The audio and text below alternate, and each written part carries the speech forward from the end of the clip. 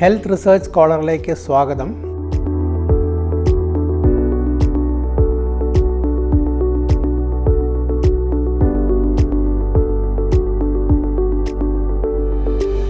Medical രംഗത്തെ ആധുനിക പ്രവണതകളെ ചർച്ച ചെയ്യുന്ന ഒരു ചാനലാണ് ഹെൽത്ത് റിസർച്ച് സ്കോളർ.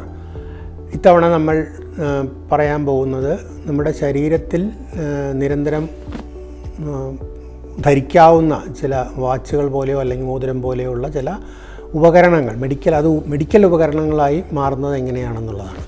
നമ്മുടെ ശരീരത്തിൽ നമുക്കറിയാം നിരന്തരമായിട്ട് മാറ്റം സംഭവിച്ചുകൊണ്ടിരിക്കുന്നുണ്ട്. നമ്മുടെ ശ്വാസത്തിൻ്റെ ഗതി മാറുന്നുണ്ട്, ഹൃദയമിടിപ്പിൻ്റെ ഗതി മാറുന്നുണ്ട്, ബ്ലഡ് ഷുഗർ മുകളിലോട്ടും താഴോട്ടും പോകുന്നുണ്ട്, അങ്ങനെ പലതും സംഭവിക്കുന്നുണ്ട്. പക്ഷേ അത് നമുക്ക് നിരന്തരം അത് മോണിറ്റർ ചെയ്യാൻ അല്ലെങ്കിൽ നിരന്തരം പഠിച്ചുകൊണ്ടിരിക്കാൻ പറ്റില്ല. അതിന് പകരം നമ്മൾ വല്ലപ്പോഴുമൊക്കെയാണ് ബ്ലഡ് ടെസ്റ്റ് ചെയ്യുന്നതൊക്കെ.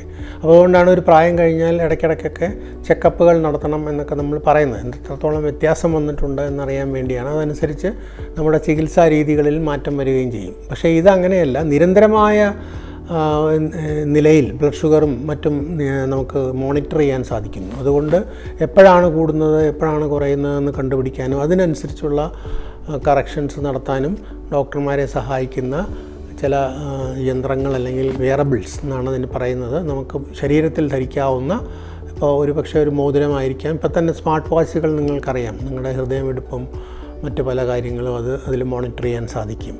പക്ഷേ ആ ഡാറ്റ നമ്മൾ സാധാരണ അത് അധികം ഉപയോഗിക്കാറില്ല. പക്ഷേ അത് നിരന്തരമായിട്ട് കമ്പ്യൂട്ടറുമായിട്ട് ഘടിപ്പിച്ച് കഴിഞ്ഞാൽ അത് നിരന്തരമായി മോണിറ്റർ ചെയ്യാനും, ഇപ്പോൾ ഒരു ഉദാഹരണത്തിന് ECG നമുക്ക് നിരന്തരമായി ഇങ്ങനെയുള്ള ഉപകരണത്തിലൂടെ നമുക്ക് നോക്കാൻ സാധിക്കും. അപ്പോൾ മിനിറ്റുകൾക്ക് പകരം മണിക്കൂറുകൾ ഉള്ള ECG പഠിക്കുന്നത് വഴി ഇപ്പോൾ നിർമ്മിത ബുദ്ധിയുടെ സഹായത്തോടു കൂടി അതിൽ എപ്പോഴെങ്കിലും ഇടർച്ചകൾ അല്ലെങ്കിൽ പ്രശ്നങ്ങൾ സംഭവിക്കുന്നുണ്ടോ എന്ന് കണ്ടുപിടിച്ച് ഏട്രിയൽ ഫിബ്രിലേഷൻ എന്ന് പറയാവുന്ന വലിയ മാരകമായ ചില അവസ്ഥകളുണ്ട്. അവയെ നേരത്തെ പ്രവചിക്കാൻ സാധിക്കുന്ന സങ്കേതങ്ങൾ ഇപ്പോൾ നമ്മൾ ഡെവലപ്പ് ചെയ്ത് വരുന്നുണ്ട്. ഇപ്പോൾ ഏട്രിയൽ ഫിബ്രിലേഷൻ മാത്രമല്ല, നമ്മുടെ ശരീരത്തിൻ്റെ മൂവ്മെൻറ്റ്സ്, ഇപ്പോൾ നേരത്തെ നമ്മുടെ കൈയിൻ്റെയും കാലിൻ്റെയും അനക്കം ഒക്കെ മോണിറ്റർ ചെയ്ത് കഴിഞ്ഞാൽ നമുക്ക് പാർക്കിൻസോണിസം എന്നൊരു നാഡീവ്യൂഹത്തിലുള്ള വളരെ മാരകമായ ഒരു അസുഖമാണ്, അത് വരാനുള്ള സാധ്യതയുണ്ടോ? പിന്നെ നമ്മുടെ ഉറക്കം മോണിറ്റർ ചെയ്തിട്ട് വേറെ പല രോഗങ്ങളും ഇദ്ദേഹത്തിന് അല്ലെങ്കിൽ ഈ വ്യക്തിക്ക് വരാനുള്ള സാധ്യതയുണ്ടോ എന്നൊക്കെ പ്രവചിക്കാൻ പറ്റുന്ന രീതിയിലുള്ള വെയറബിൾസ് ഇപ്പോൾ ലഭ്യമാണ്.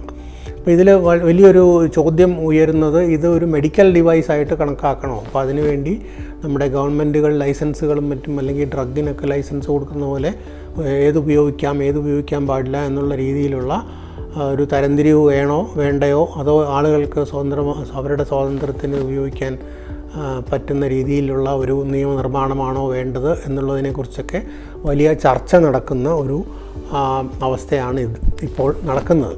പക്ഷേ എന്തായാലും ഭാവിയിൽ ഇങ്ങനെയുള്ള വെയറബിൾസ് ഒരു വലിയ നമ്മുടെ ജീവിതത്തിൻ്റെ ഒരു ഭാഗമാകും എന്നുള്ളതിൽ യാതൊരു സംശയവുമില്ല. പലപ്പോഴും ഡോക്ടറുടെ അടുത്ത് പോകുമ്പോൾ ഈ വെയറബിൾസിൽ നിന്നുള്ള ഡാറ്റയും കൂടി അദ്ദേഹത്തിന് കാണണം എന്ന് പറയാൻ ഉള്ള ഒരു അവസ്ഥ അധികം താമസിയാതെ നമ്മുടെ ജീവിതത്തിൽ വന്നേക്കാം. അതൊരു പ്രധാനപ്പെട്ട മാറ്റമാണ്.